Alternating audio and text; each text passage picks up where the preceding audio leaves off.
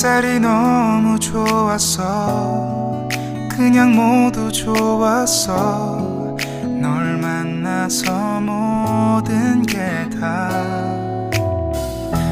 잠에서 깨어나서 휴대폰을 먼저 보게 돼. 참 많이 변했다는가. Assalamualaikum warahmatullahi wabarakatuh. Salam sejahtera, salam bersatu Nusantara, dan salam sehat untuk kita semua. Tahu nggak, kalau UAS, Ustadz Abdul Somad pada tahun 2001 menikah dengan seorang Habibah, gitu ya, dengan perempuan Bali. Ya resiko orang ganteng begitu. Jadi pernikahannya pada tahun 2021, ketika Ustadz Abdul Somad itu berumur berapa ya, 47 saat itu, dan istrinya yang katanya seorang Syarifah ini berumur 21 tahun. Jadi ya resiko orang ganteng itu memang walaupun sudah tua mendapatkan istri yang muda, yang cantik. Ya, istrinya itu bernama Fatimah Az-Zahra Salim Barabut. Bukan Ba'abut loh ya, tapi Barabut. Ya, sama-sama marga dari Balwi, Tarim. Kalau melihat pernikahan mereka sih memang bahagia sekali. Ya siapa yang nggak ngiri, saya juga ngiri sebetulnya. Tapi gimana lagi, saya kalah ganteng sama ya Abdul Somad. Cuma kembali lagi, jadi teringatkan kata Habib Rehan bahwa seorang laki-laki non Balwi itu haram menikah dengan perempuan Balwi. Ya, jadi di sana hanya ada perzinahan. Ya masuknya zina haram. Ya syaratnya itu berat kalau memang harus menikah dengan perempuan Balwi, harus disetujui oleh seluruh Habib di dunia. Wah, mengerikan kan? Nggak main-main. Bahkan dari Habib Rehan mengatakan bahwa pribumi atau non Balwi yang menikah dengan Syarifah atau Habibah itu adalah, ya walaupun ulama sekalipun ya, kiai, itu adalah kiai tai gitu. Kampret, ini enakan delong, ya enak dikit ya dong. Iya, katanya biar nasab mereka itu tidak tercampuri sehingga nasab itu lurus dari jalur laki-laki. Ya bolehlah begitu. Tapi faktanya kita kalah ganteng sama Abdul Somad. Jadi ya resiko gue dong tidak mendapatkan perempuan Balwi. Oke, selamat Abdul Somad, selamat. Assalamualaikum warahmatullahi wabarakatuh. Selamat datang guys di channel Diam Saudara. Baik apapun sukunya yang berani menikahi Syarifah, beritahu kepada habaib setempat, ulama setempat, minta mampu bel telepon kula. Mun manabi kiai sebenarnya nabi di Syarifah, kaya beni kiai asmana. Tetapi asmana hai. Nah, kemudian berbeda lagi dari penjelasan Habib Hasan bin Mudor itu. Beda lagi. Jadi ya benar yang dikatakan oleh Habib Rehan bahwa perempuan Balwi itu tidak boleh menikah dengan lelaki non Balwi. Ya, nggak boleh. Harus ada izin dari Habib seluruh dunia, sejagat raya itu harus meridhoi. Karena para Habib ini adalah wali dari Syarifah tersebut. Mengerikan kan? Ya, tetapi ya di situ akhirnya ada kemudahan kata dari Imam Syafi'i ya. Kata dari Habib Hasan Muhdor ini bahwa ya boleh asalkan perempuan mau, lelakinya oke, orang tuanya itu boleh. Sehingga ya resikonya untuk nasab hilang, bukan nasab baru lagi nanti di anak keturunannya. Jadi kalau punya anak laki itu bukan Sayyid atau Syarif atau Habib, kalau perempuan apalagi hilang gitu. Katanya sih begitu. Tapi ya kalau menurut saya sih bukan masalah itunya, bukan masalah boleh nggak boleh, haram, zina atau apa, enggak. Tapi yang jelas kita nih ya pribumi kalah ganteng sama Abdul Somad. Iya Abdul Somad begitu, istrinya 3 bro, cakep-cakep semua.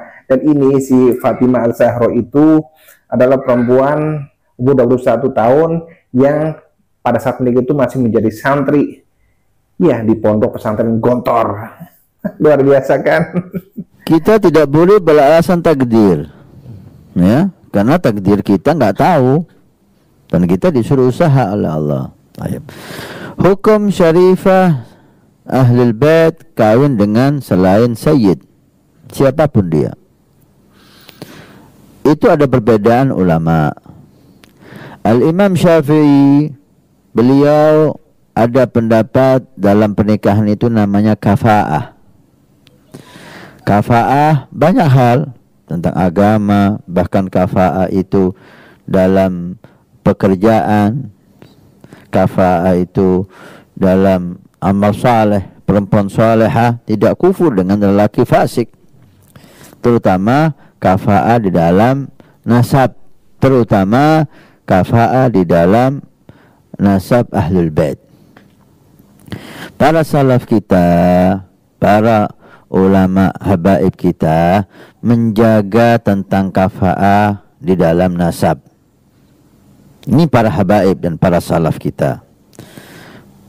Maka mereka betul-betul perhatian syarifah, jangan sampai menikah dengan selain syarif, dengan selain sayyid. Kenapa? Karena mereka menjaga kemuliaan ini. Nasab itu kembalinya ke bapak. Kalau syarifah kawin dengan selain sayyid, maka anaknya itu bukan sayyid lagi kalau laki, bukan syarifah lagi kalau perempuan. Terputuslah kemuliaan nasab itu. Dan ini kemuliaan yang sangat hebat, diberikan oleh Allah cuma-cuma. Maka beliau berusaha, para ulama habaib kita berusaha jangan sampai hal ini terjadi. Jika ini sudah terjadi, maka mereka menyerahkan kepada keduanya. Di madzhab Imam Syafi'i, walaupun tidak kufu, selama si wali ridho, si perempuan ridho, maka akadnya sah. Tidak bisa kita nyatakan syarifah yang kawin dengan selain sayyid, kalau walinya ridho mau mengawinkan, maka akadnya sah, bukan menjadi zina. Sah menurut mu'tamad. Walaupun ada pendapat mengatakan wali di sini bukan hanya bapaknya atau kakeknya atau saudaranya. Wali di sini semua habaib, dan ini sulit. Kalau ngambil pendapat ini, maka sulit untuk dinyatakan sah syarifah kawin dengan selain sayyid, karena tidak mungkin seluruh habaib ini akan ridho, pasti ada yang enggak ridho. Tapi kembali lagi ke pendapat yang kuat, selama syarifahnya itu mau kawin sama dia walaupun bukan sayyid, selama wali terdekatnya mau, nikahnya sah. Dan kita tidak boleh i'tirad, sah menurut madhab Syafi'i dan pendapat yang mu'tamad. Tapi para habaib kita punya cara, dan itu hak mereka. Putri saya, hak saya nikahkan sama siapa. Tidak boleh orang ikut campur tangan. Kenapa putri antum Habib kok memilih sayyid? Kenapa enggak memilih yang lain bukan sayyid? Urusan apa Anda? Anak saya, terserah saya, kan gitu. Maka hukum ini hukum harus kita jelaskan. Kemudian pendapat para habaib, para ulama harus kita hargai. Gitu. Kenapa mereka memilih jangan sampai seorang syarifah kawin dengan selain syarif, dengan selain sayyid? Mereka punya alasan yang kuat, dan itu harus dihargai, nggak boleh kita tentang. Ketika ada syarifah tidak mau ikut para salafnya, ingin nikah dengan selain sayyid, siapapun dia, dan walinya ridha, silahkan, Anda merdeka. Oke, yang jelas kita harus mengapresiasi kepada Ustadz Habib Somad, karena bagaimanapun dia adalah orang Tamban yang beruntung. Oke, apapun masalahnya, siapapun yang menikah, bodo amat. Yang jelas kita harus menjaga negeri ini, ya. Karena siapa lagi perempuan kita? Mari kita jaga negeri ini dari tangan-tangan orang-orang jahat, dari para pencuri makam dan dari para pencuri nasab.